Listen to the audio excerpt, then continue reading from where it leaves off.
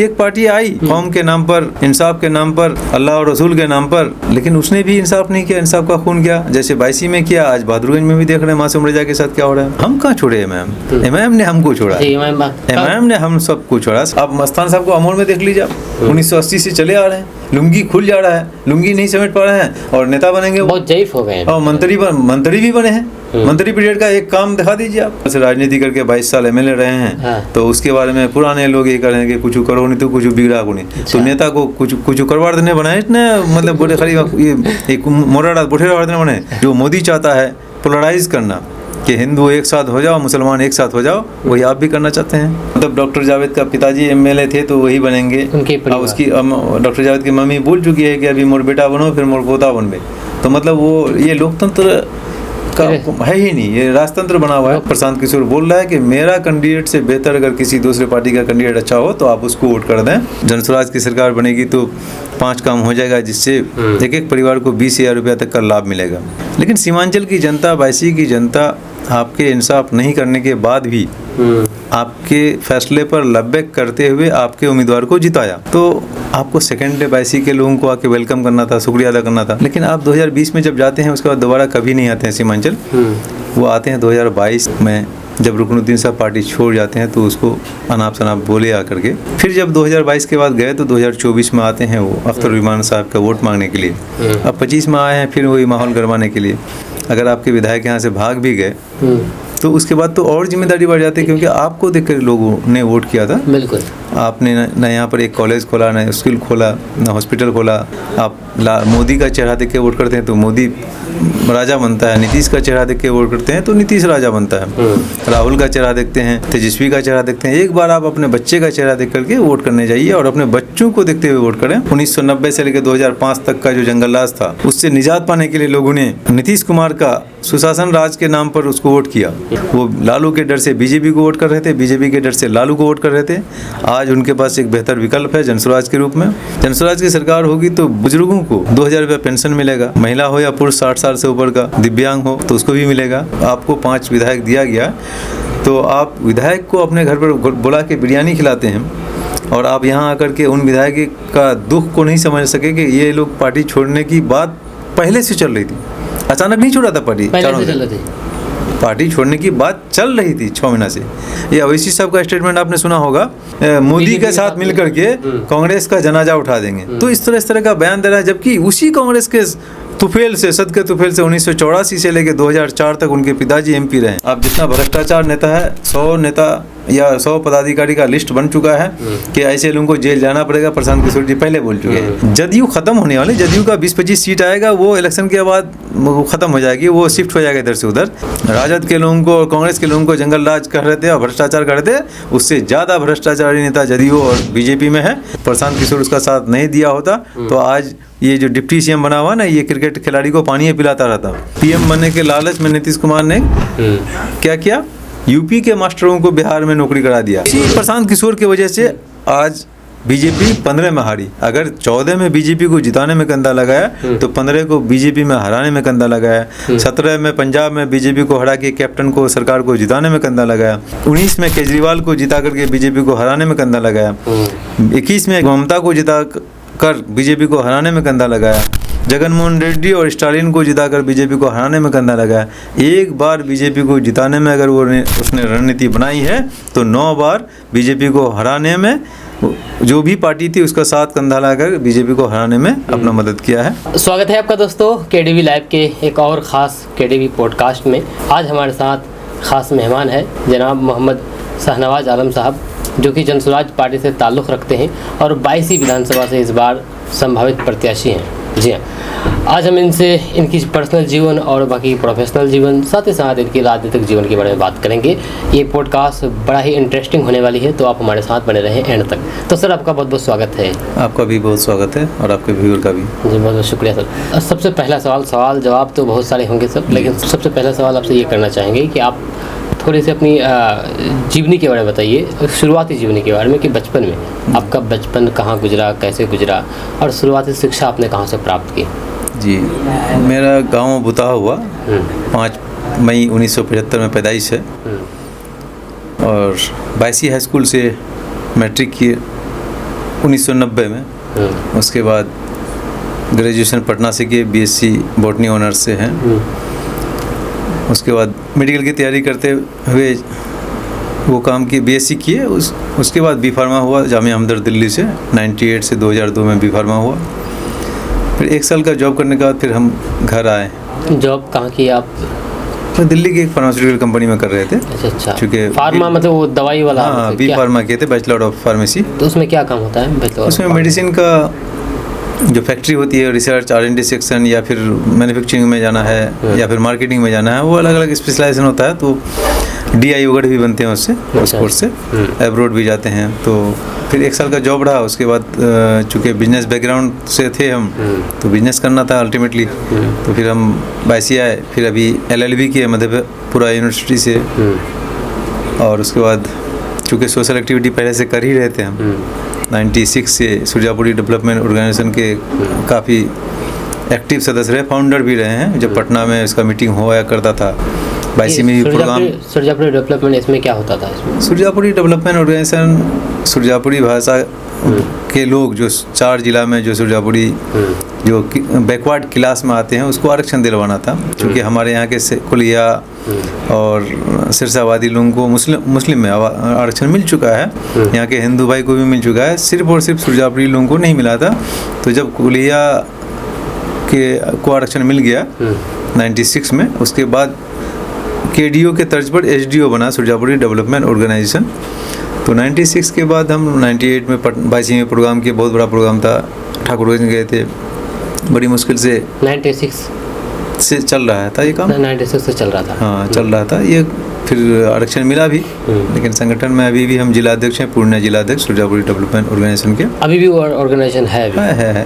क्योंकि कुछ काम होता है अभी उसमें? भी होता क्या है कि देखिए, चूँकि फाइल ऐसी पड़ी हुई है कि यहाँ पर एनेक्सर 2 में मिला हुआ है हम लोग को, एनेक्सर 1 में नहीं मिला है। लेकिन केंद्र में हम लोग को OBC में चाहिए था, जिसके लिए पहल बहुत ज़्यादा राजनीतिक रूप से जो पहल होना चाहिए वो नहीं हो पाया। बैकवर्ड कमीशन के लोग बोल रहे थे कि सारे लोग आरक्षण ले लिया है, आप लोग अभी आए हैं, इससे ही जाहिर है कि आप लोग बैकवर्ड हैं। और हकीकत में बैकवर्ड है क्या वजह? बैकवर्ड तो है ही, बैकवर्ड क्लास कास्ट के हिसाब से नहीं होते, बैकवर्ड क्लास हर मामले पर पीछे। जी, रहन सहन, पढ़ना लिखना सब चीज़ मामले में पीछे है। तो बैकवर्ड क्लास के आधार पर, ना कास्ट के आधार पर नहीं है। कि इस 4 जिला में जो सुरजापुरी लोग हैं जो बैकवर्ड क्लास में आते हैं, और बैकवर्ड क्लास का आधार पर ही आरक्षण मिला। एनेक्सर 2 में मिला है, एनेक्सर 1 नहीं मिला है, और सेंट्रल में OBC में नहीं मिला है, जिससे अभी बहुत लोगों को फ़ायदा हो रहा है। बहुत सारे लोग जॉब करते हैं। एनेक्सर 2 से भी बहुत सब लोगों को फ़ायदा हो रहा है। अगर हम लोग के टाइम में अगर होता तो मेरा BUMS भी हुआ था, बी फार्मा भी हुआ था जामिया हमदर्द दिल्ली में, तो कहने का ये आरक्षण अगर पहले हुआ होता तो हमको MBBS मिल जाता। अच्छा। तो अभी भी 2-3 नंबर के लिए लोग फ़ायदा बेनिफिट हो रहे हैं, उसे ले रहे हैं। हम लोग बात कर रहे थे बचपन के बारे में, पढ़ाई के बारे में। तो आपने मतलब बी फार्मा भी किया, 1 साल जॉब भी की, उसके बाद फिर घर आए, LLB किए। फिर आप इस सुरजापुरी बिजनेस वगैरह कर रहे थे। बिजनेस क्या कर रहे थे आप? मेरा ईटा का भट्टा है। अच्छा। पेट्रोल पंप वगैरह का भी काम किए थे, अपना चल रहा है। तो ईटा भट्टा आप खुद शुरू किए थे या फिर पहले का था आपका? हाँ, पहले का भी था, उसका फिर हम आके और उसको पहले पार्टनरशिप में था, तो फिर अपने से चलाना शुरू किए। तो आपकी आर्थिक हालात कैसी थी बचपन में जब आप छोटे थे? तो आप देखिए, उस वक्त भी ईटा भट्टा था आपका? नहीं, बचपन में नहीं है, ऐसा नहीं था। हम लोग तो ये जब पढ़ने के बाद जब आए तो फिर यहाँ पर जो बिजनेस बायसी में जो कारोबार है वो हम लोग का है। सारे अपने ही खानदान के लोग ज़्यादातर कारोबार में हैं इन्वॉल्व। राजनीति में हम लोग नहीं थे, कोई बैकग्राउंड राजनीतिक का नहीं रहा था। लेकिन 2015 में MIM के राष्ट्रीय अध्यक्ष बैरिस्टर असदुद्दीन ओवैसी साहब सीमांचल आए, और उनकी बातों से हम लोग प्रभावित हुए कि यहाँ पर नए युवाओं को विकल्प दिया जाएगा, मौका दिया जाएगा, क़यादत पैदा करेंगे। उन लोगों को मौका दिया जाएगा जिन लोगों को राजद जैसे लोग, कांग्रेस जैसे लोग मौका नहीं देती है, तो ऐसे लोगों को मौका दिया जाएगा। तो बड़ी जोश और जज्बात के साथ सीमांचल में काम किया गया। सारे सीमांचल के युवा इसमें लगे रहे, और 2015 में हम लोग इलेक्शन लड़ाए किसी और को। 2020 के लिए हम तैयारी। आप MIM पार्टी से 2015 से ही मतलब थे, ज्वाइन थे? फाउंडर, पहले मीटिंग से थे हम। अच्छा जी, फाउंडर थे, जिलाध्यक्ष भी रहे 15 से लेके 20 तक। 2015 से 20 तक आप जिलाध्यक्ष रहे? बिल्कुल। तो उसमें रहे। 15 में वहाँ गुलाम सरोवर को लड़ाया गया था। 20 में मेरी भी तैयारी थी, कि मैं भी लड़ सकता हूँ, लड़ना चाहता हूँ। तो मेहनत की, हम भी किए, वो भी किए, बाईसी के तमाम लोग किए, जो लोग पिछले 40 साल से बाईसी में बदलाव चाह रहे थे। चूँकि वहाँ 2 परिवार ही राजनीतिक रूप से एक्टिव हैं।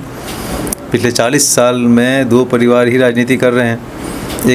एक परिवार 22 साल का एमएलए है अकेले, 40 साल की राजनीति में 22 साल वो खुद एमएलए रहे हैं और उसमें एक बार मंत्री भी रहे हैं, हाजी अब्दुस्सुभान साहब। और एक परिवार ऐसे हैं कि 10-10 साल करके बाप और बेटा मिला के 20 साल राजनीति कर रहे हैं। तो लोग उससे उबे हुए थे, एक विकल्प की तलाश में एमआईएम में सब लोग जमा हुए, नए लोग, पुराने लोग, जितने भी थे युवा। क्योंकि पंचायत इलेक्शन होने के बाद एक युवाओं में एक जोश आया है राजनीति करने के लिए कि युवा इंटरेस्ट जगह है पंचायत इलेक्शन के बाद। उससे पहले तो लोग उतना एक्टिव नहीं थे, लेकिन फिर अवैसी साहब की वजह से, इनकी बातों से कि नए लोगों को मौका मिलेगा, फिर सारे लोग हम लोग काम किए। लेकिन 2020 में टिकट नहीं मिला, न हमको मिला, न गुलाम सरोवर को मिला, न कोई टिकट नहीं मिलना बहुत बड़ी बात नहीं थी। राजनीति में ऐसा होता है, राजनीति में ऐसा होता है कि टिकट नहीं मिलती है। मसला क्या है कि आपने मशवरा तक नहीं किया। तकलीफ़ और दुख इस बात की है कि आप इंसाफ की बात करते हैं और जब वक्त आया आपको इंसाफ करने का तो आपने इंसाफ नहीं किया, इंसाफ का खून किया। आप मोदी और योगी से इंसाफ की उम्मीद करते हैं और जब आपको सरवर और शाहनवाज़ के साथ, बाईसी के उन तमाम कार्यकर्ताओं के साथ, के जज्बात के साथ, बाईसी के उन तमाम वोटरों के जज्बात के साथ आपने खेला, क्योंकि सब लोगों ने रुकनुद्दीन और हाजी उस्मान को रिजेक्ट करके ही आपके पास आए थे। फिर आपने मशवरा तक नहीं करना समझा कि चलिए भाई बैठिए, कैसे क्या होगा। कोई भी आप लोगों के साथ मशवरा कोई मशवरा नहीं, not a single talk, not a single meeting, न कोई कॉल। खुद से फैसला लिया गया क्या? ट्वीट करके टिकट दिया गया, ट्वीट करके टिकट दिया गया और हम लोग के से मशवरा तक नहीं किया ना। तो आया, मेरे घर पर भी आया, न सरवर के घर पर आया, बल्कि टिकट दिया, इलेक्शन लड़ा। चूँकि तवा गर्म था, रोटी पकना था, पक गया, मंडप सजा हुआ था, नया दूल्हा को लाके बैठा दिया, शादी हो गई और तलाक भी हो गया। ये बात हम लोग अख्तर उर-रहमान को पहले ही बोल चुके थे कि ये रहने वाला है नहीं, नेचर और सिग्नेचर बदलता नहीं, वो रहने वाला नहीं जाएगा। वैसा ही हुआ। लेकिन सीमांचल की जनता, बाईसी की जनता आपके इंसाफ नहीं करने के बाद भी आपके फैसले पर लब्बैक करते हुए आपके उम्मीदवार को जिताया। तो आपको सेकेंड डे बाईसी के लोगों को आके वेलकम करना था, शुक्रिया अदा करना था डगरवा के लोगों को कि नहीं, आपने हम पर भरोसा किया, हम आपके इस पर खड़े उतरेंगे, जो भी काम ही होगा। लेकिन आप 2020 में जब जाते हैं उसके बाद दोबारा कभी नहीं आते हैं सीमांचल। वो आते हैं 2022 के में, जब रुकनुद्दीन साहब पार्टी छोड़ जाते हैं तो उसको अनाप शनाप बोले आकर के।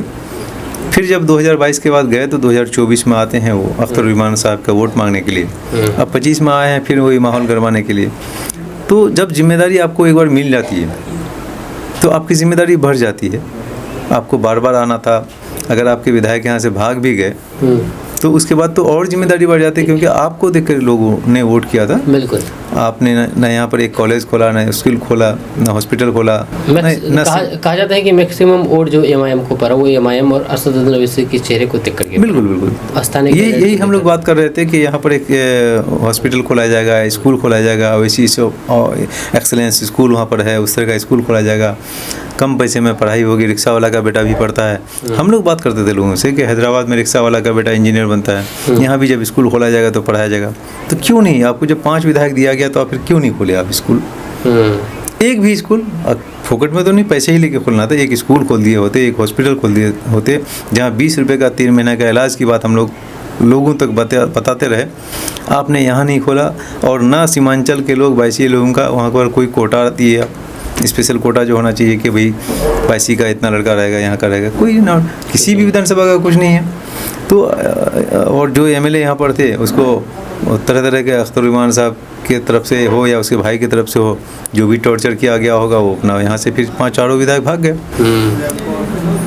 तो आप फिर एमआईएम फिर छोड़ने का फैसला कब किया? हम कहाँ छोड़े एमआईएम? एमआईएम ने हमको छोड़ा, एमआईएम ने हम सबको छोड़ा। सच्चाई बात है, जब आप मशवरा नहीं किया गया तो फिर हाजी अब्दुस्सुभान साहब मेरे घर पर आए कि आपको टिकट नहीं मिला, आप हमको साथ दीजिए, मेरा लास्ट इलेक्शन है। तो फिर हम उनके साथ हो गए, उनका साथ दिए, वो इलेक्शन हारे 20 में ही। हाँ 20 में इलेक्शन वो हारे हाजी साहब। आप साथ उसका 20 में ही दिए थे? बिल्कुल। जब हमको जिसके साथ थे वो आए नहीं, वो कुछ कहे नहीं, हाँ एक कॉल नहीं किए, तो फिर जो आए हम उनके साथ हो गए। तो सरवर साहब भी थे, तो फिर उस समय सरवर साहब निर्दलीय लड़ लिए, वो इलेक्शन निर्दलीय लड़ लिए। लेकिन यहाँ चूँकि फिर देखे कि नहीं, हाजी साहब जब मेरे घर पर आए तो हम उनका साथ दे दिए। जब उनका साथ दिए तो फिर उसके बाद युवा राजद में हम प्रदेश महासचिव पद पर रहे राजद में आने के बाद।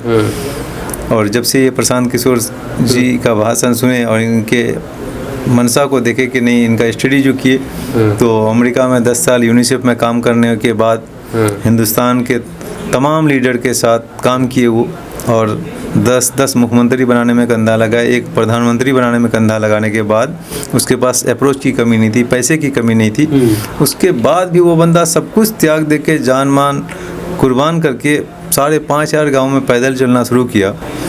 चंपारण की धरती से 2 अक्टूबर 2022 से जब पैदल चलना शुरू किया, 2 अक्टूबर 2024 तक पैदल चला, उसके बाद भी चलते रहा। लोगों को सिर्फ यही बताने लगा कि आप एक बार आप वोट अपने बच्चों के लिए करें। आप मंदिर, मस्जिद, रोड, पुल पुलिया के नाम पर तो बहुत वोट कर लिए, आपका भला नहीं हो रहा है। आप मोदी का चेहरा देख के वोट करते हैं तो मोदी राजा बनता है, नीतीश का चेहरा देख के वोट करते हैं तो नीतीश राजा बनता है, राहुल का चेहरा देखते हैं, तेजस्वी का चेहरा देखते हैं। एक बार आप अपने बच्चे का चेहरा देख करके वोट करने जाइए और अपने बच्चों को देखते हुए वोट करें, तो आपके भी बच्चे के लिए रोज़गार, हेल्थ, हॉस्पिटल सब बनेगा यहाँ पर। जब इस बात को गांव-गांव तक बताने लगे वो, तो लोगों का कहना हुआ कि इस तरह की कोई पार्टी नहीं है, क्यों ना एक पार्टी बनाया जाए।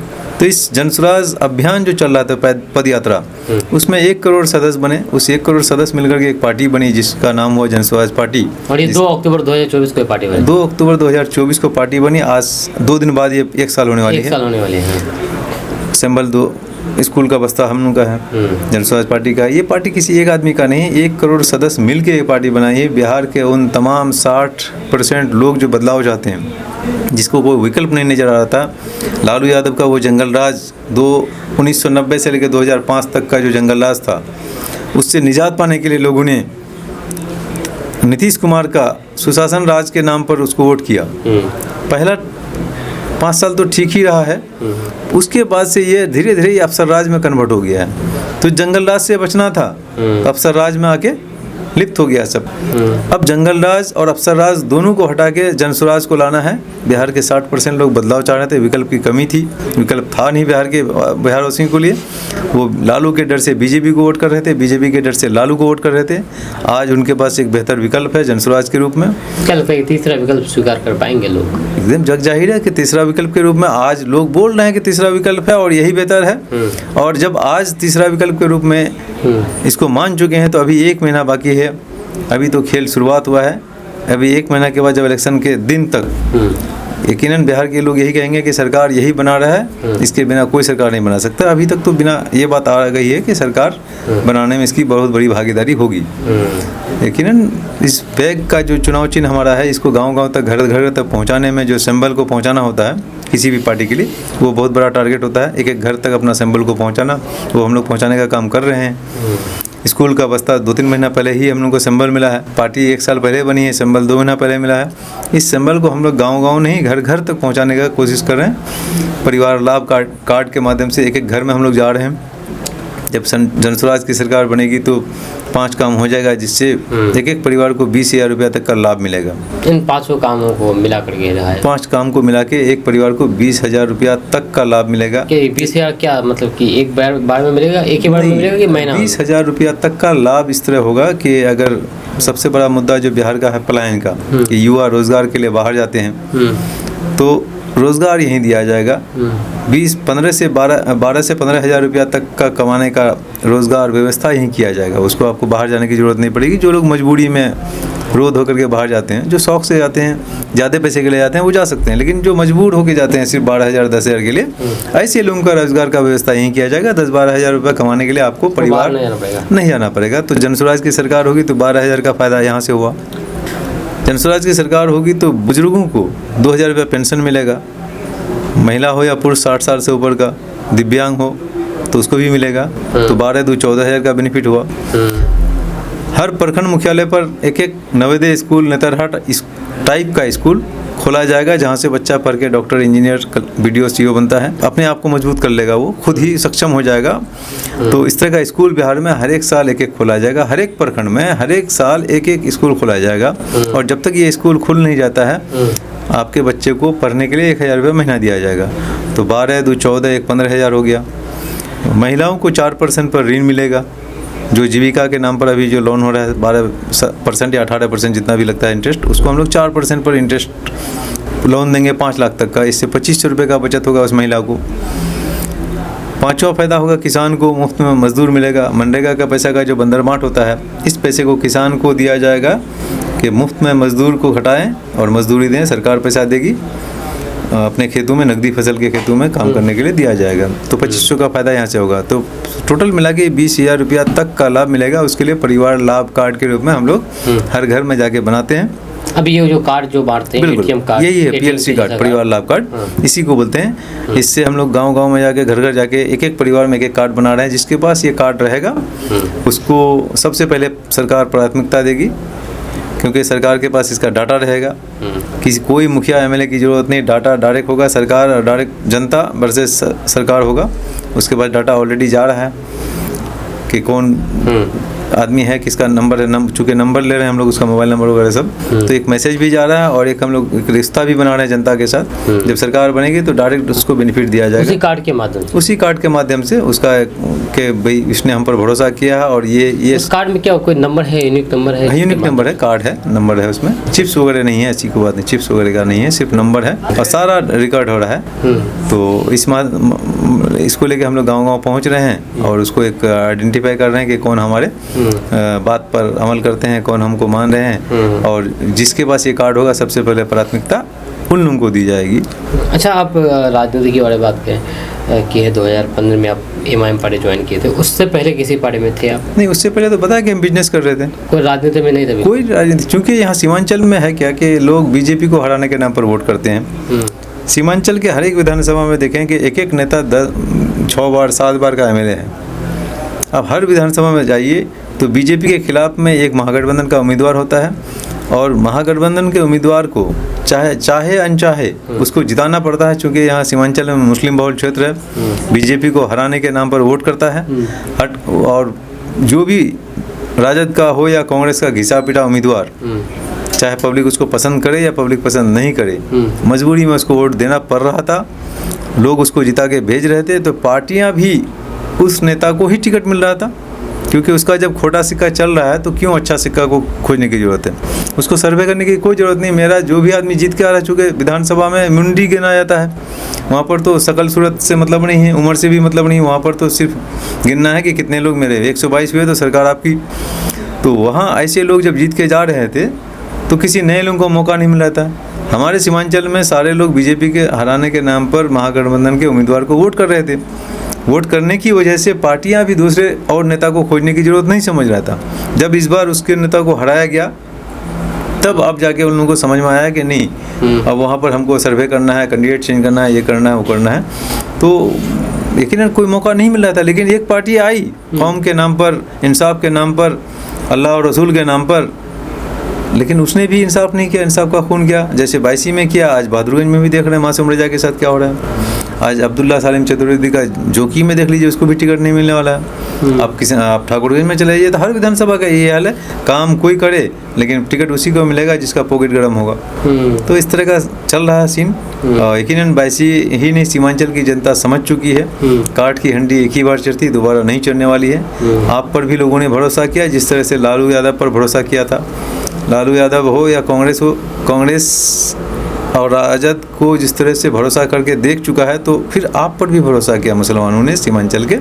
आप भी खड़े नहीं उतरे। जब आपको 5 विधायक दिया गया तो आप विधायक को अपने घर पर बुला के बिरयानी खिलाते हैं और आप यहाँ आकर के उन विधायक का दुख को नहीं समझ सके कि ये लोग पार्टी छोड़ने की बात पहले से चल रही थी, अचानक नहीं छोड़ा था पार्टी। पार्टी छोड़ने की बात चल रही थी 6 महीना से। तो ये कानून उसको खबर नहीं होगा? एकदम खबर था, लेकिन उसने कभी इस तरह का नहीं सोचा कि मैटर क्या है, आए या बात करें, कुछ नहीं, ऐसा नहीं। इसका मतलब नजरअंदाज किया गया। हाँ, नजरअंदाज, उसको कोई मतलब ही नहीं। उसको तो जाहिर सी बात है, जिम्मेदार इतना 5 विधायक जिता करके देखिए।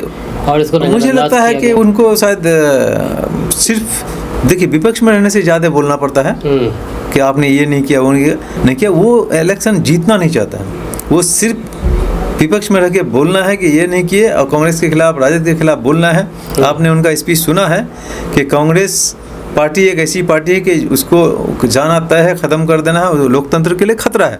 कि कांग्रेस पार्टी एक ऐसी पार्टी है कि उसको जाना तय है, ख़त्म कर देना है, और लोकतंत्र के लिए खतरा है। आज बताइए कि भारत में कांग्रेस पार्टी लोकतंत्र के लिए खतरा है, तो कौन पार्टी फिर लोकतंत्र के लिए बचा हुआ है? ये अवैसी साहब का स्टेटमेंट आपने सुना होगा कि भारत में लोकतंत्र के लिए खतरा है, कौन? कांग्रेस, उसको मिटा देना है। तो आप विपक्ष में रह के बहुत कुछ बोल सकते हैं, है ना।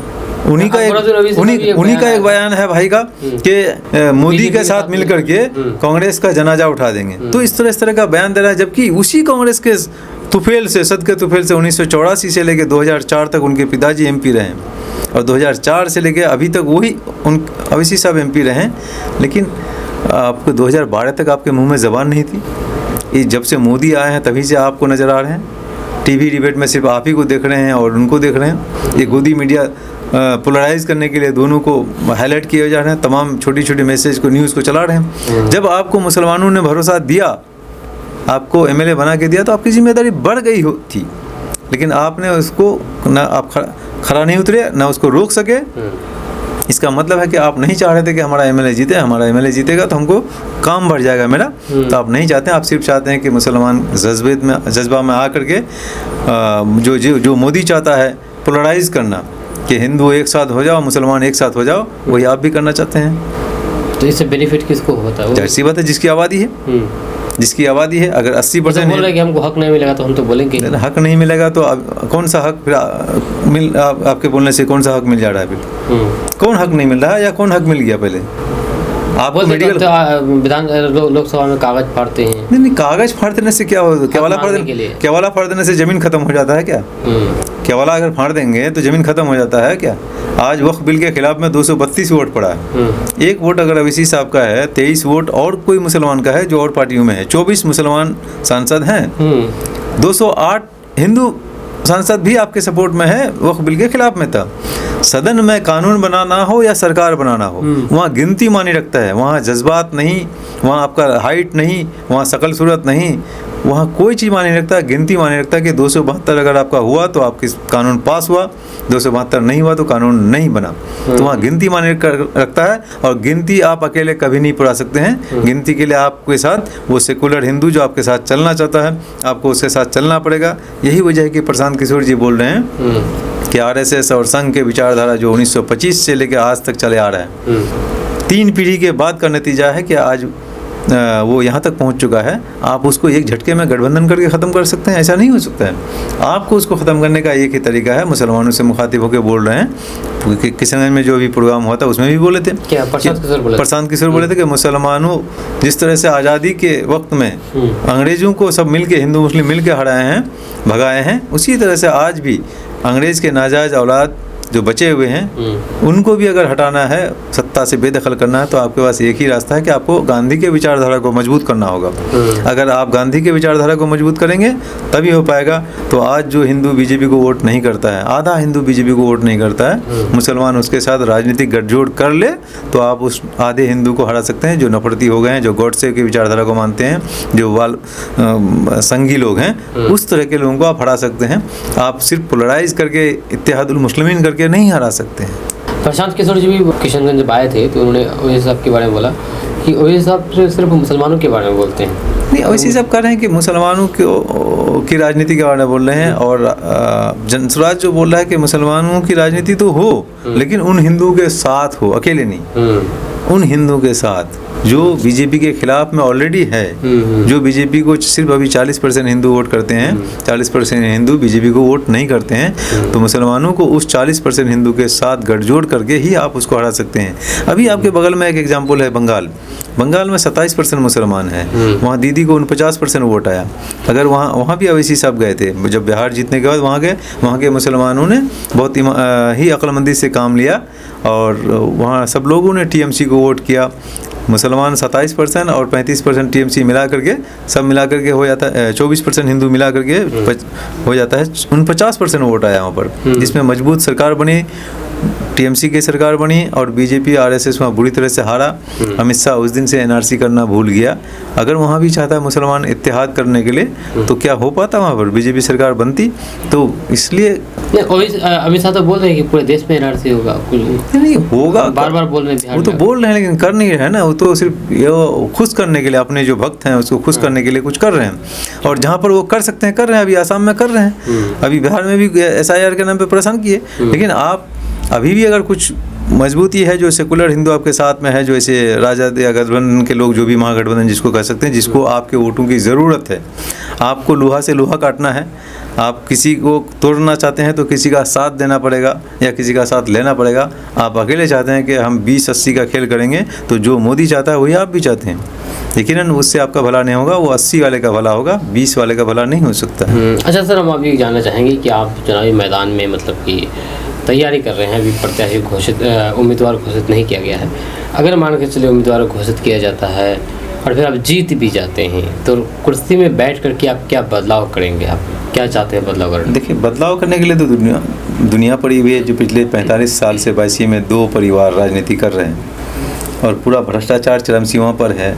ब्लॉक में एक भी काम बिना पैसे के नहीं होता है, म्यूटेशन बिना पैसे के नहीं होता, बल्कि बिना पैसे नहीं 30,000, 40,000, 50,000 रुपया मांगा जाता है म्यूटेशन के नाम पर। बिहार के लगभग सभी मतलब कि ब्लॉक में यही हाल है, बिहार के सभी ब्लॉक में यही हाल है, बिल्कुल। तो इसी के लिए आपको नेता बदलना होगा, आपको सरकार बदलना होगा। यही बात तो कहना कि ये अफसर राज चल रहा है। इस अफसर राज में अफसर बेलगाम हो गया है और इसको कंट्रोल करने का सिर्फ एक ही रास्ता है, स्कूल का बस्ता है। जनसुराज की सरकार आएगी तो सारा व्यवस्था सुधर जाएगा।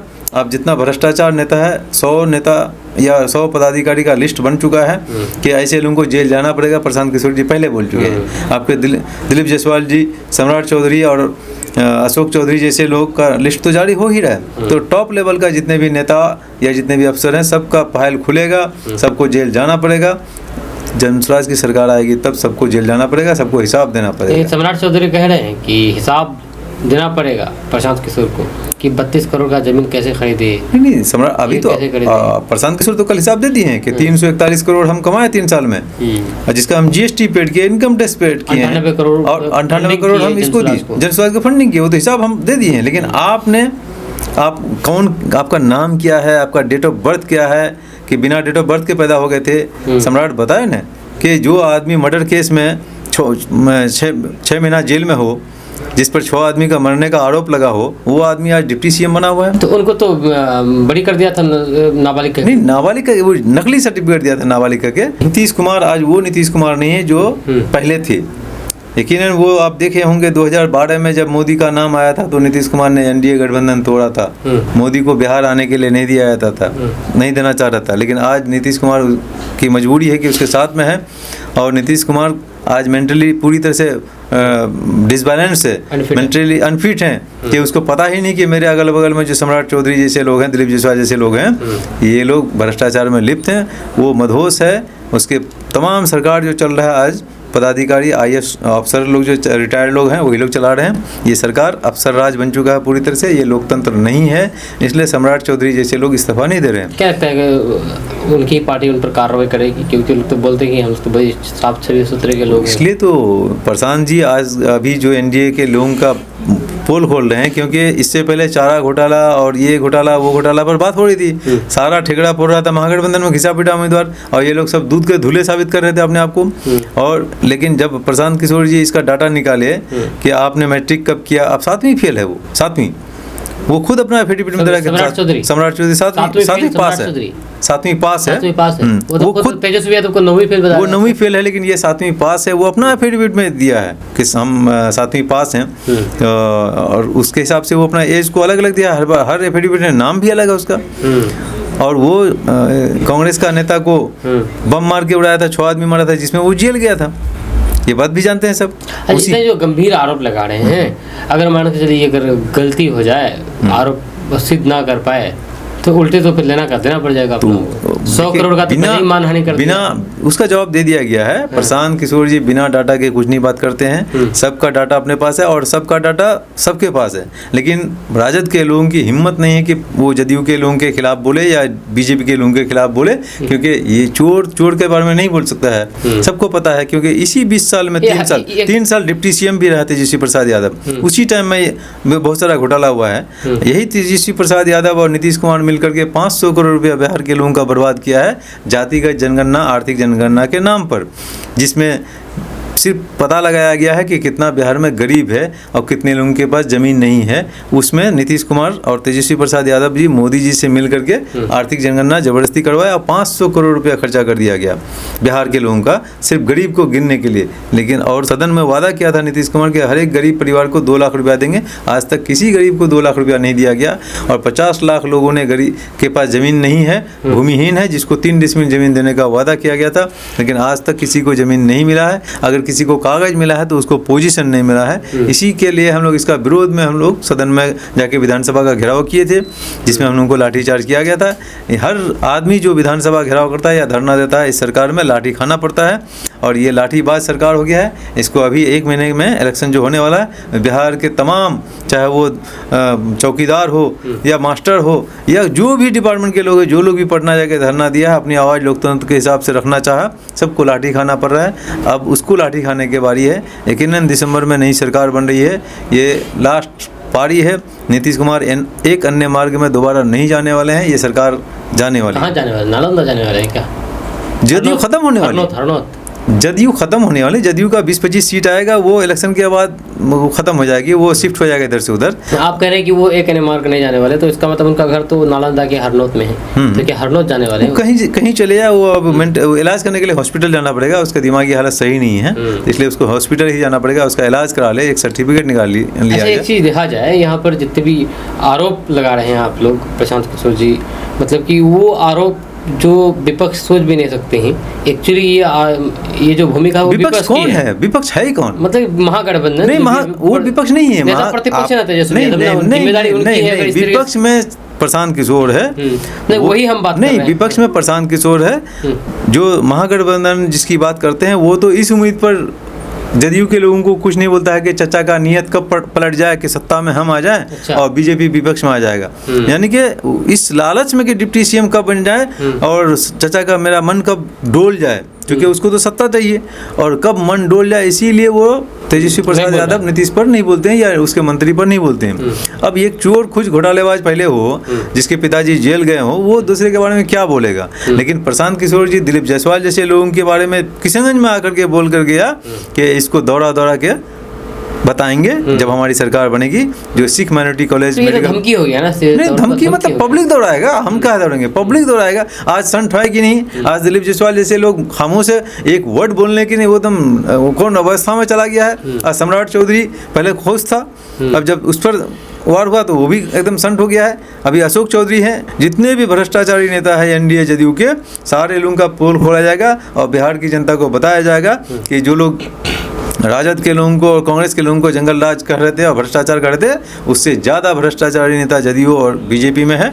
इसको पहचानने की जरूरत है और जनता को बताया जा रहा, ताकि आने वाले इलेक्शन में, अगले महीने में जो इलेक्शन होना है, जनता इसको देखते हुए वोट करे। यकीनन जनसुराज से लोग बहुत ही प्रभावित हो रहे हैं कि नई उम्मीद के साथ युवा रोजगार के लिए, पलायन को रोकने के लिए, स्कूल के लिए, हॉस्पिटल के लिए, नई सरकार को बनाने के लिए 60% लोग जो बेताब थे, उसको एक बेहतर विकल्प मिल गया है और यकीनन जनता उसके मूड में है। हम आपसे ये कहना चाहेंगे, एक वीडियो हमने देखा कुछ दिन पहले, तारकेश्वर प्रसाद का, एक न्यूज़ चैनल के कुछ कार्यक्रम में गए थे वो, जब उनसे प्रशांत किशोर के बारे में मतलब कि कुछ पूछने लगे तो वो उठ करके वहाँ से चल दिए। सारे लोग डरे हुए हैं, एक सेकंड भी नहीं रुके। बिल्कुल सारे लोग डरे हुए हैं। मतलब क्या? दिलीप जायसवाल जैसे डर पैदा नहीं करती है, चोर हैं, सब चोर हैं। दिलीप जायसवाल जैसे लोग को बोला गया तो बोला कि हम इलेक्शन तक कुछ नहीं बोलेंगे।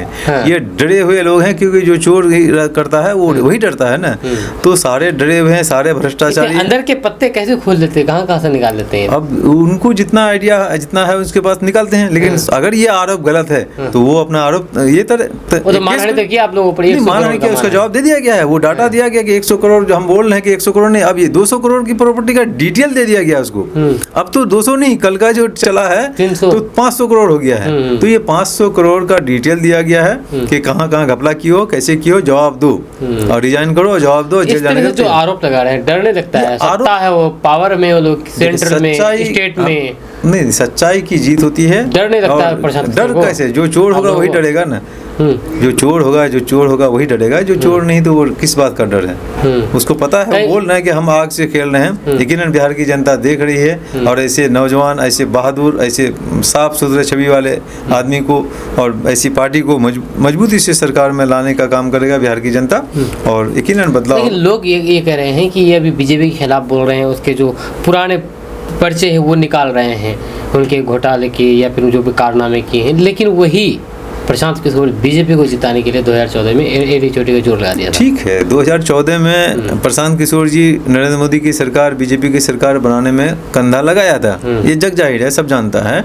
लेकिन 2014 के बाद 2015 में नीतीश कुमार और तेजस्वी प्रसाद यादव के लालू का गठबंधन करा गए, महागठबंधन बनाया कांग्रेस को मिला करके। महागठबंधन term coined by Prashant Kishor.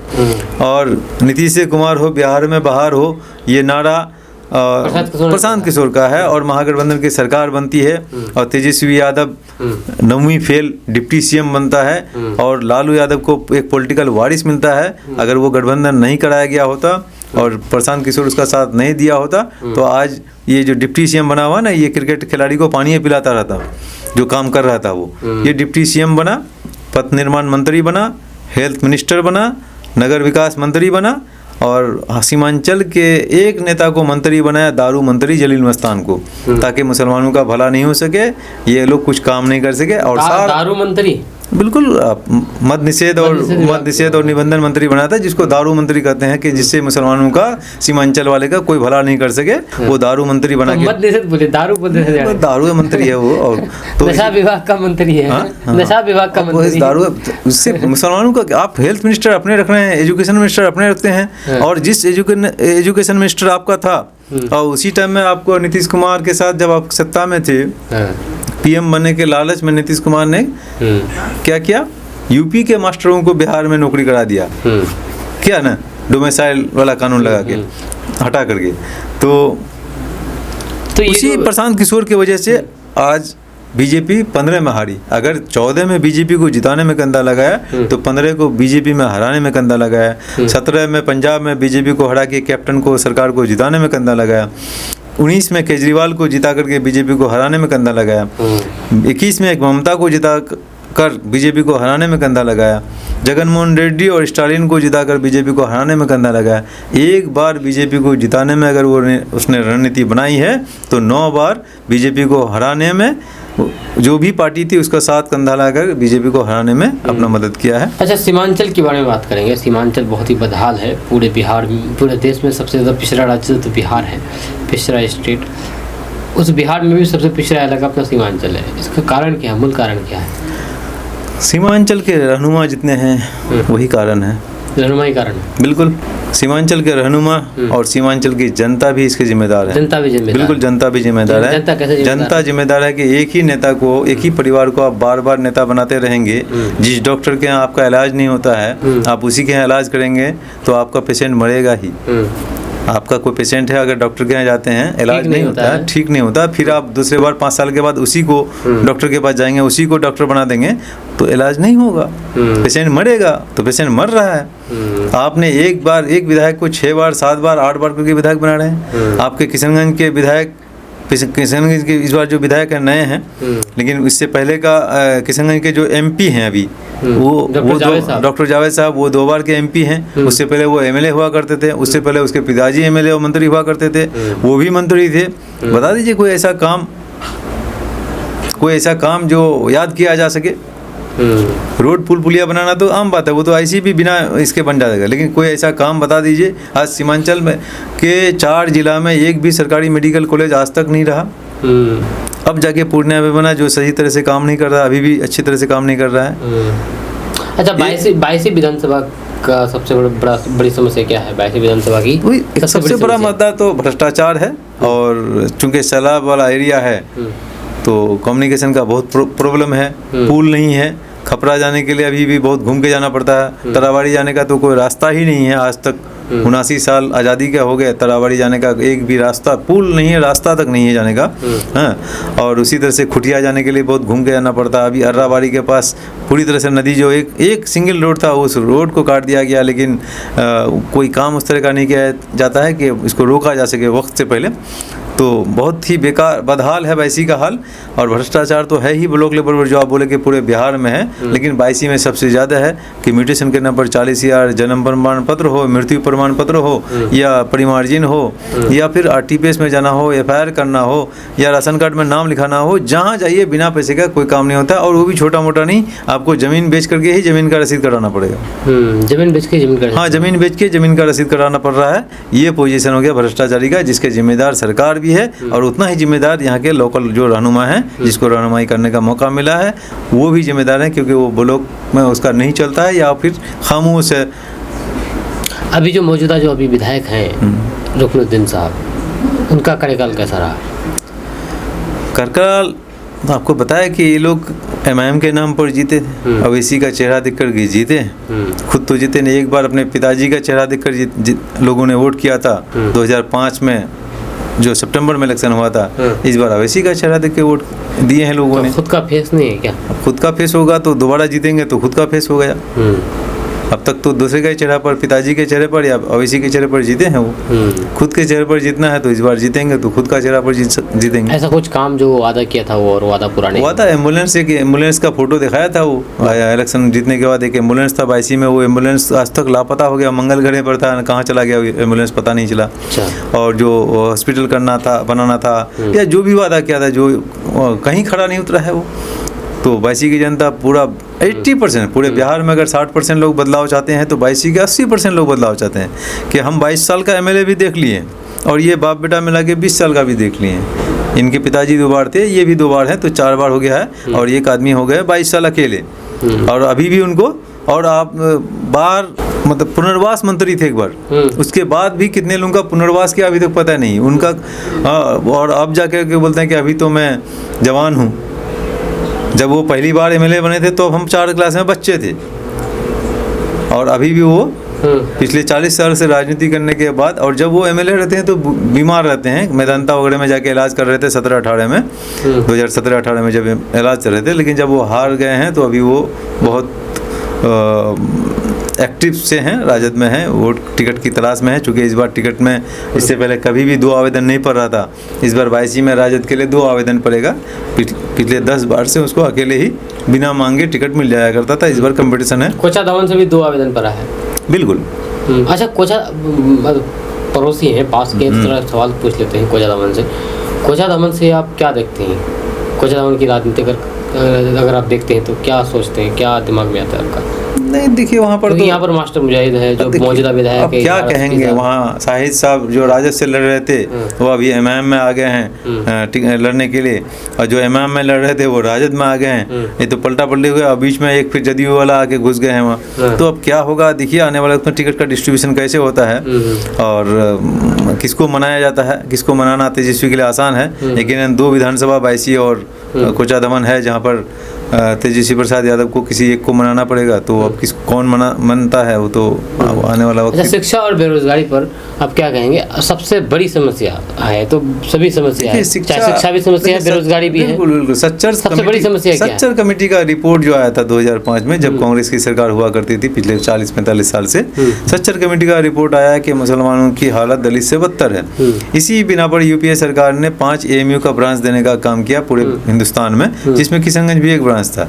वहाँ पर जमीन की निशानदेही करते करते इतना लेट हुआ, 2004-05 के बाद से इतना लेट हो गया कि 2012 में नीतीश कुमार से लड़ के जमीन लिया गया था।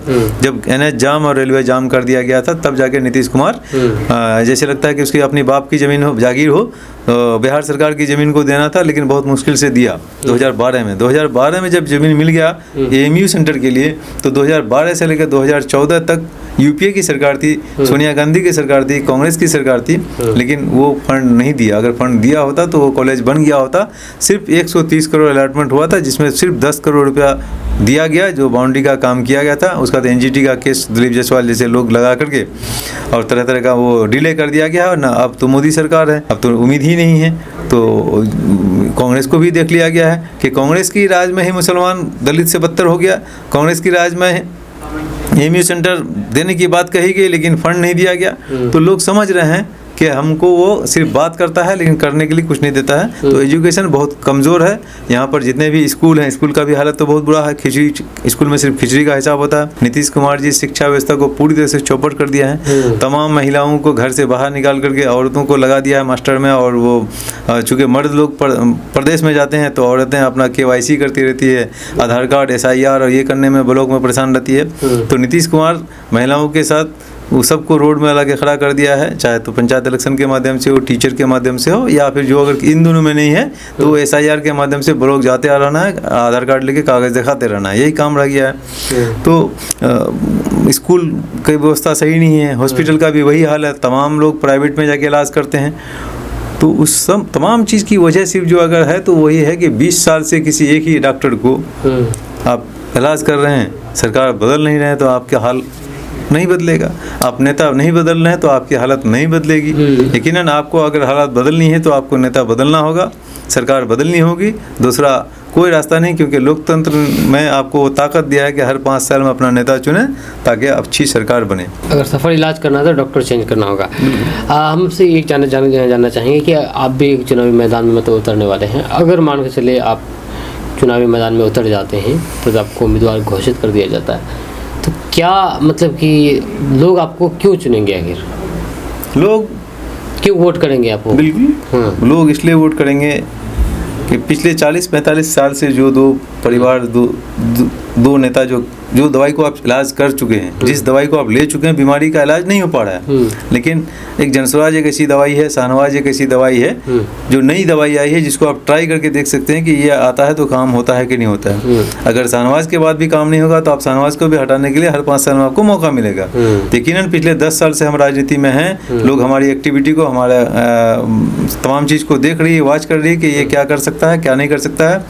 और एजुकेशन बैकग्राउंड से हो या फिर तमाम मुद्दे को देखते हुए लोग जानते हैं अच्छी तरह से कि हमको अगर विकल्प लाना है तो आपको एक बार मौका देना पड़ेगा। बायसी की जनता से कहना चाहते हैं, डगरवा की जनता से कहना चाहते हैं कि एक बार आप शाहनवाज को मौका दीजिए। अगर शाहनवाज काम नहीं करेगा तो आप शाहनवाज को भी बदल देंगे। यकीनन बायसी में जो बदहाली है, जो भ्रष्टाचारी है, उस पर लगाम लगेगा। तमाम काम जो ब्लॉक में भ्रष्टाचार पैसे के बिना नहीं होता है वो काम होगा। और जो आज तक जो बायसी में एक नदी के किनारे डिग्री कॉलेज बना गया है, जिसमें अभी तक हॉस्टल चालू नहीं हुआ है, न पढ़ाई होती है, सिर्फ डिग्री मिलता है। कॉलेज में डिग्री मिलता है और स्कूल में खिचड़ी मिलता है। यकीनन सब जगह बढ़िया होगा और इलाज हॉस्पिटल में होगा। बायसी में एक डिग्री कॉलेज नहीं है, अनुमंडलीय हॉस्पिटल नहीं है, वो बनेगा। एक स्टेडियम नहीं है, एक खेल का मैदान नहीं है जहाँ कोई सभा किया जा सके, जहाँ कोई युवा अपना खेल सके, खेल कूद लेकर के अपना काम कर सके। इस तरह का बहुत सारा काम है जो नहीं हो सका है और सिर्फ वो सब काम होगा। और लोग नए लोगों को, नई दवाई को देखते हुए जिस तरह से नई दवाई का इस्तेमाल किया जाता है, इसी उम्मीद के साथ कि इस दवाई को खाएंगे तो हमारा इलाज होगा अच्छा। क्योंकि 2 जो नेता हैं पहले से बायसी में, वो ऑलरेडी एक्सपायर्ड कर गए हैं। जो 2020 में एक एक्सपायर्ड है और यकीनन 2025 में दूसरा एक्सपायर होंगे। जो एक्सपायरी दवा है उसका इस्तेमाल नहीं करें। जो नई दवाई आई है आपका इलाज के लिए, आपकी बीमारी का इलाज के लिए, बायसी के इलाज के लिए, उसको आजमाना चाहिए। और बायसी की 80% जनता बदलाव चाहती है। हम उम्मीद करते हैं कि हमको मौका देगी तो हम खड़े उतरेंगे। सर, हम जानना चाहेंगे कि सीमांचल की राजनीति में क्या कमी लगता है आपको, क्या कमी दिखती है सीमांचल की होना चाहिए वो नहीं है? सीमांचल की राजनीति में जो कमी है, सबसे बड़ी कमी वही है कि नए लोगों को मौका नहीं देना। नए लोगों को बिल्कुल, पुराने लोगों को आज मारे हैं बार बार पारिवारिक राजनीति चला हुआ है। मतलब डॉक्टर जावेद का पिताजी MLA थे तो वही बनेंगे। उसकी डॉक्टर जावेद की मम्मी बोल चुकी है कि अभी मोर बेटा बनो, फिर मोर पोता बनबे। तो मतलब वो ये लोकतंत्र का है ही नहीं, ये राजतंत्र बना हुआ है, लोकतंत्र के सही भी नहीं है। जनता भी इसकी कमी है कि वो बदलना नहीं चाहते हैं। उसी तरह हर विधानसभा में जनता तो ज्यादातर ये देखती है पार्टी को देख करके मतलब तो इसलिए तो नेता कैंडिडेट देखती नहीं। देखिए, जब नेता पार्टी को देख के वोट करेंगे आप तो आपके साथ यही हाल होगा, क्योंकि ये नेता पार्टी के नाम पर टिकट सीट जीत के जाता है पटना में और अपने आका के पास ये यहाँ के डिमांड रख ही नहीं सकता है, क्योंकि ये ज्यादा बोलेगा तो इसका टिकट कट जाता है। अगर टिकट नहीं कटे इसलिए अपने नेता के पास ज्यादा नहीं बोल रहा है, अपना कोई भी डिमांड नहीं कर सकता है। इतनी हिम्मत नहीं इन नेताओं को कि मेरा टिकट कट जाएगा, क्योंकि जनता टिकट के देख के वोट करती है और टिकट की वजह से वो आदमी वहाँ अपने नेता के पास बोल नहीं सकता है, क्योंकि उसका टिकट कट जाएगा। नेता भी जानता है कि वो मेरा टिकट पर जीत के आता है, तो जनता को चाहिए कि ज़्यादा टिकट की बात नहीं करें, आप कैंडिडेट को देखें। प्रशांत किशोर बोल रहा है कि मेरा कैंडिडेट से बेहतर अगर किसी दूसरे पार्टी का कैंडिडेट अच्छा हो तो आप उसको वोट कर दें। कैंडिडेट को देख के वोट, कैंडिडेट को देख कर। और वहीं पर लालू तेजस्वी प्रसाद यादव अभी बोल रहा था, वो उसका बयान है कि आप लालू को देख कर वोट करें, राहुल को देख के वोट करें, कांग्रेस को देख के वोट करें, लेकिन प्रशांत किशोर कह रहा है कि आप कैंडिडेट को देख के वोट करें। 243 सीट में हम अपना कैंडिडेट देंगे। हो सकता है मेरा कैंडिडेट कहीं हमको चुनने में मिस्टेक हो जाए, मेरा कैंडिडेट से बेहतर कैंडिडेट अगर किसी दूसरे पार्टी का हो जाए तो आप उसको वोट करेंगे। तो आप सीन देख रहे हैं, जब तक आप कैंडिडेट को नहीं देखेंगे, आप डॉक्टर को नहीं देखेंगे तो आपका इलाज नहीं हो सकेगा। तो इसलिए आप पुराने लोग जिसको आप आजमा चुके हैं, उन तमाम राजनीति करते हुए जो नेता हैं पिछले, आप चौकी में देखिए चले आ रहे हैं, आप बहादुरगंज में देख लीजिए, आप हर विधानसभा का वही हाल है। आप मस्तान साहब को अमोर में देख लीजिए, आप 1980 से चले आ रहे हैं, लुंगी खुल जा रहा है, लुंगी नहीं समेट पा रहे हैं और नेता बनेंगे, बहुत जईफ हो गए और मंत्री भी बने हैं। मंत्री पीरियड का एक काम दिखा दीजिए आप, एक बार एक मंत्री अगर कोई काम कर दिया होता तो सीमांचल का सारा काम हो जाता। हर विधानसभा में मंत्री बनाया गया है और एक मंत्री एक एक काम कर दिया होता, बड़ा काम, तो सीमांचल में काम ही नहीं बचता जो हम लोग करते हैं। लेकिन ऐसा कुछ नहीं किया गया है, सिर्फ ये लोग लाल बत्ती लेके ऐश किया है और यहाँ की जनता को ठगा है, क्योंकि सीमांचल की जनता मुफ्त में बीजेपी को हराने के नाम पर वोट करती है और इसी का ये लोग फायदा उठाया है। युवाओं के लिए आपका क्या संदेश रहेगा?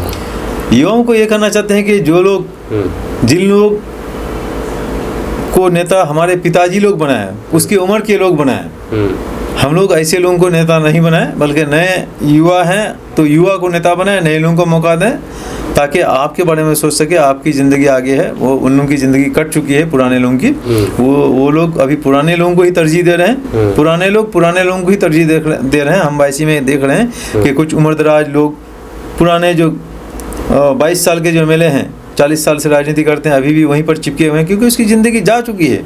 अब उन पुराने लोगों से क्या मतलब है?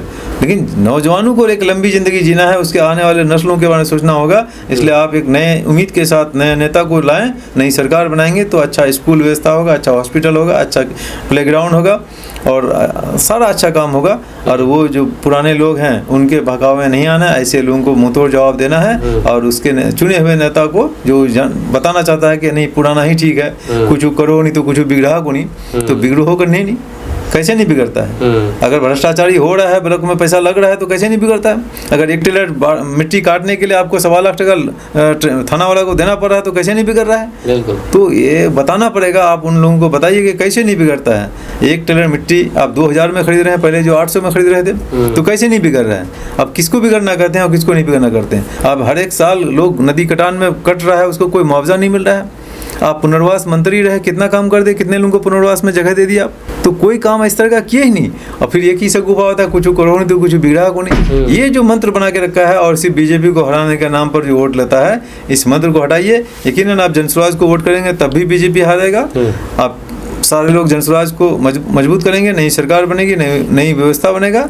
तो ये जो मनचला कानून बनाया है कि मिट्टी नहीं काट सकते हैं, और इस तरह का कानून को भी हटाया जा सकता है, कुछ भी हो सकता है। अच्छा, ये जो स्लोगन है, कुछ करो करो तो कुछ बिगड़ा करो नहीं, क्या ये स्लोगन चलता है? ये हमारे बायसी में चलता है। ये बायसी में एक नेता है, वही चला के रखा है। और पुराने लोग जो, कौन नेता है ये? कुछ सुभान जो 22 साल से 40 साल से राजनीति करके 22 साल एमएलए रहे हैं, तो उसके बारे में पुराने लोग ये करें कि कुछ करो नहीं तो कुछ बिगड़ा को नहीं। तो नेता को कुछ करवा देने बनाए ना, मतलब बोले खाली ये मोराड़ा बोठेरा देने बनाए, मतलब उनको जिता दीजिए और पटना भेज दीजिए सिर्फ, यही काम रह गया है।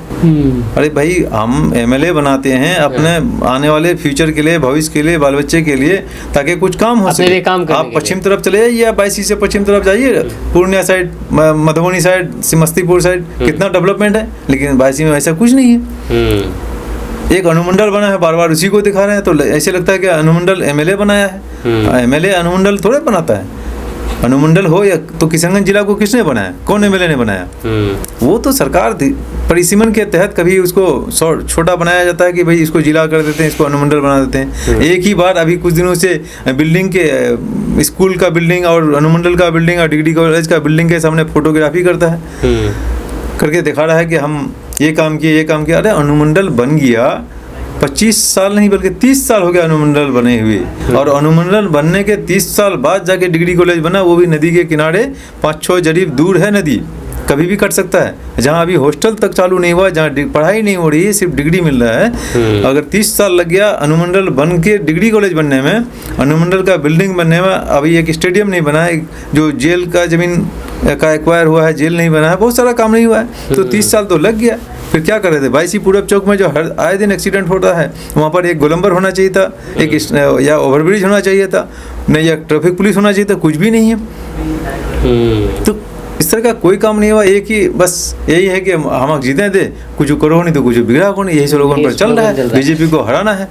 तो 22 की जनता से, डगरवा की जनता से कहना चाहते हैं, लास्ट में क्या आप संदेश देना चाहते हैं? संदेश यही देना चाहते हैं कि आपको बीजेपी को हराने के नाम पर नहीं, आपको अपने खुद के जीतने के लिए वोट करना है, और आप अपने बच्चों के लिए, अपने भविष्य के लिए को देखते हुए, उसके रोजगार के लिए, उसके पढ़ने के लिए, उसके हॉस्पिटल के लिए, उसको देखते हुए वोट करना है। और एक नई उम्मीद के साथ जनस्वराज पूरे बिहार में एक मजबूती से सरकार बनाने जा रही है। आप लोग जनस्वराज को मदद करें, जनस्वराज को सपोर्ट करें। यकीनन दिसंबर में नई सरकार होगी, जनस्वराज की सरकार होगी, एक परिवार को 20,000 रुपया तक का लाभ मिलेगा। ये रोड पुल पुलिया काम तो होगा ही, लेकिन एक परिवार को रोजगार का व्यवस्था मिलेगा। यकीनन इस बिहार को ज्ञान की भूमि बनाना है। प्रशांत किशोर जी कहते हैं कि बिहार जो गौरवशाली इतिहास रहा है बिहार का, नालंदा जैसे यूनिवर्सिटी था, विक्रमशिला और तक्षशिला जैसे यूनिवर्सिटी बिहार में था, दोबारा बिहार को ज्ञान की भूमि बनाया जा सकता है। हर स्टेट का अपना अपना कुछ करेक्ट ये होता है। जैसे पंजाब खेती के मामले में बहुत आगे हो गया, आपका हरियाणा इंडस्ट्री में चला गया, बहुत आगे, गुजरात इंडस्ट्री में आगे चल गया, बिहार एजुकेशन में आगे हो सकता है। बिहार के बच्चों में बहुत टैलेंट है। बिहार में जिस बच्चे को सुविधा दी गई है वो IAS करता है, और बिहार में IAS भी बहुत है, तो बिहार में क्रिमिनल भी बहुत रहा, बिहार में मजदूर भी बहुत रहा। जिसको सुविधा मिली तो वो IAS बन गया, बिहार में पढ़ के नहीं, बाहर जाके पढ़ा जो, और वो IAS बन गया। और जो घर मजदूर रहा तो मजदूर रह गया। तो अगर बिहार के लड़के को पढ़ने की व्यवस्था कर दी गई होती, जो जनस्वराज करना चाहती है, हर प्रखंड मुख्यालय पर हर एक साल एक नया स्कूल नेतरहाट टाइप का स्कूल बनाया जाएगा, जहाँ से बच्चा पढ़ के कुछ कर सकता है। प्रखंड में एक नेतरहाट टाइप के स्कूल, हर एक प्रखंड में हर एक साल एक स्कूल बनाया जाएगा, अच्छा। जिसके लिए 1 लाख करोड़ का बजट होगा। तो एक साल में 20,000 करोड़ का बजट होगा, जिससे बन जाएगा। फिर अगले साल बनाया जा सकता है। तो ये प्लान है, और किस पैसे को कहाँ से करेंगे वो पता है उसको, कि कहाँ से कौन पैसे से हम करेंगे उसको। तो सारा पता है कि मनरेगा का पैसा को हम किसान को देंगे, है ना। जीविका का जो पैसा है उसको दीदी लोगों को जो लोन देते हैं वो 4% पर करेंगे। रोजगार के लिए देंगे तो 12,000 होगा। बुजुर्गों को पेंशन देंगे, जिसका आर्थिक बजट से बिहार के सरकार पर 2% पड़ेगा। कहीं लॉलीपॉप या रबड़ी वाली बात नहीं करते हैं हम लोग। अगर 900 बढ़ा दिया जाएगा पेंशन में बूढ़े लोगों को, तो आर्थिक लोड बिहार पर सिर्फ 2% पड़ेगा, वो सहा जा सकता है उन बुजुर्गों के लिए।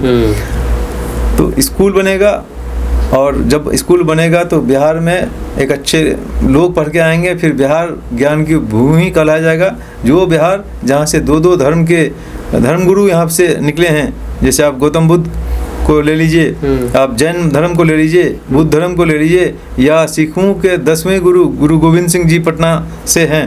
तो धार्मिक रूप से भी ये बहुत मजबूत रहा है, और इसमें एजुकेशन में भी बहुत अच्छा रहा है। उसको ज्ञान की भूमि को दोबारा बनाना है।